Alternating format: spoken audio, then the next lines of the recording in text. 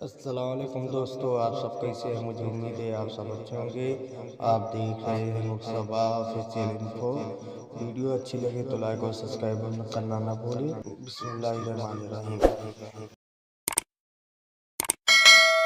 حضرت داؤد علیہ السلام کا انصاف۔ محترم عزیز دوستو، آج ہم حضرت داؤد علیہ السلام اور ان کی عدالت کے انصاف کے بارے میں جانیں گے کہ کیوں آج بھی پوری دنیا میں حضرت داؤد علیہ السلام کا انصاف مشہور ہے۔ آپ کو بتا دیں کہ حضرت داؤد علیہ السلام کی عدالت لگا کرتی تھی، جہاں ہر کوئی انصاف پانے کے لیے آیا کرتے تھے۔ بچوں، دوستو، حضرت داؤد علیہ السلام بھی بنی اسرائیل کے بڑے نبی گزرے ہیں۔ آپ کا ذکر قرآن پاک میں کئی جگہ آیا ہے۔ سورہ صاد میں خصوصیات سے نہایت تفصیل سے ملتا ہے۔ یہ سورہ پارہ 23 میں ہے۔ آپ پر آسمانی کتاب زبور نازل ہوئی تھی۔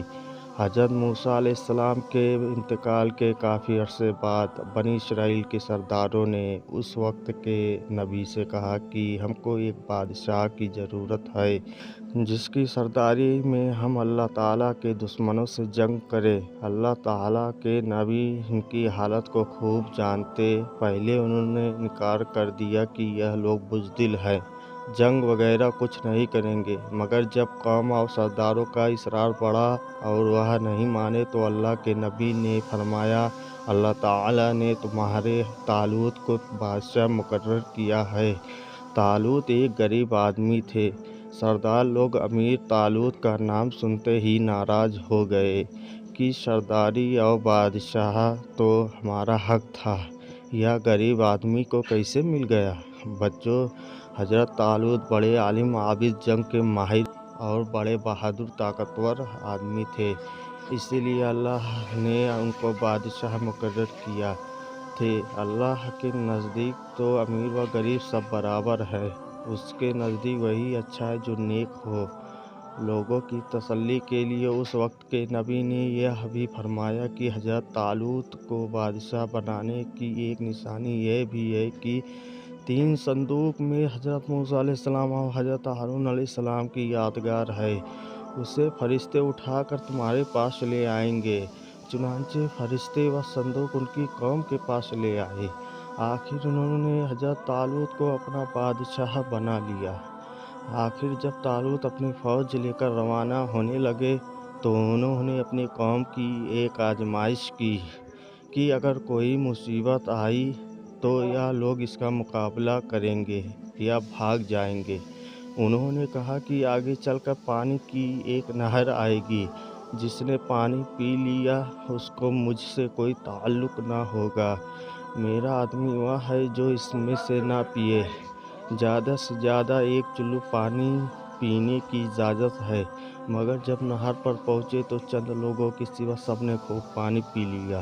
سب نہر کے پار اتر گئے تو کہنے لگے، ہم اپنے دشمن جالوت سے لڑنے کی طاقت نہیں رکھتے۔ مگر ان میں وہ لوگ جو ایمان والے تھے اور جنہوں نے صرف 1 گھونٹ پانی پیا تھا، وہ پکار اٹھے کہ اکثر ایسا ہوتا ہے کہ اللہ کے حکم سے تھوڑی سی جماعت بڑی جماعت پر غالب آ جاتی ہے۔ اللہ ہمیشہ صبر کرنے والوں کا ساتھ دیتا ہے۔ جب یہ لوگ جالوت کے لشکر کے سامنے آئے تو دعا کی، اے ہمارے رب، ہمیں اپنے پاس سے صبر عطا کر کہ ہم مر مٹیں مگر دشمن سے ڈر کر پیچھے نہ ہٹیں۔ ہمارے پاؤں جمائے رکھ اور ہمیں فتح دے۔ پھر اللہ کے حکم سے انہوں نے دشمنوں کو شکست دی۔ بچوں، حضرت طالوت کے بعد حضرت داؤد علیہ السلام کو اللہ نے حکومت عطا کی، اور حکومت بھی ایسی عطا کی کہ انسانوں کے ساتھ پہاڑوں اور پرندوں کو بھی ان کا فرما بردار کر دیا۔ ان کو دانائی اور مقدموں کے فیصلے کرنے کی لیاقت بخشی۔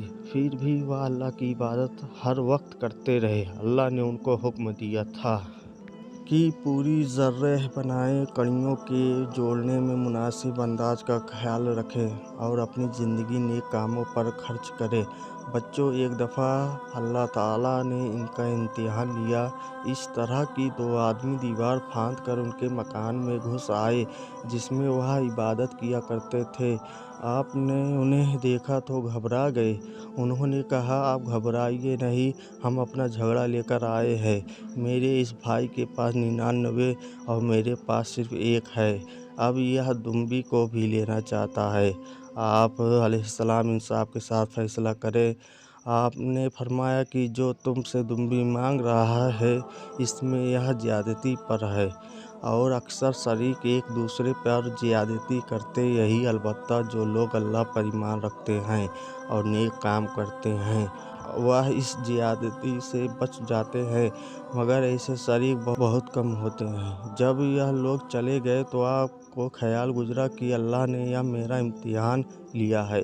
انہوں نے توبہ کی، سجدے میں گر پڑے اور اللہ کی طرف توجہ کی۔ اللہ تعالیٰ نے فرمایا کہ اے داؤد، ہم نے تمہیں اس زمین کا خلیفہ بنایا ہے، لوگوں میں انصاف کرنا اور خواہش پر نہ چلنا، ورنہ اللہ کی راہ سے بھٹک جاؤ گے۔ فائدہ دوستو، حضرت داؤد علیہ السلام کے قصے میں ہم کو یہ سبق ملتا ہے، ایک مسلمانوں کے بادشاہ کے لیے امیر ہونا ضروری نہیں، بلکہ اس کو عالم، طاقتور، بہادر اور لڑائی کے طریقے معلوم ہونا چاہیے۔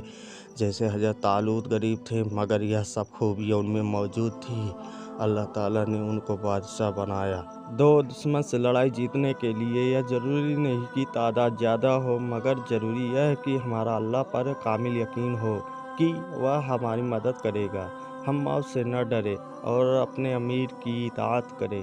ہمارے پاس کتنی ہی دولت آ جائے، یہاں تک کہ چرند پرند، پہاڑ لوہا سب ہمارے تابع ہو جائے، مگر ہمیں اللہ کو نہیں بھولنا چاہیے، دل کی خواہش پر نہ چلنا چاہیے، سب کے ساتھ انصاف کرنا چاہیے۔ دوستو ویڈیو اچھی لگی تو لائک اور سبسکرائب کرنا نہ بھولیں۔ اسی طرح کی مزید ویڈیو دیکھنے کے لیے ہمارے چینل مصطفیٰ آفیشل انفو کو سبسکرائب کرنا نہ بھولیں۔ اللہ حافظ، فی امان اللہ۔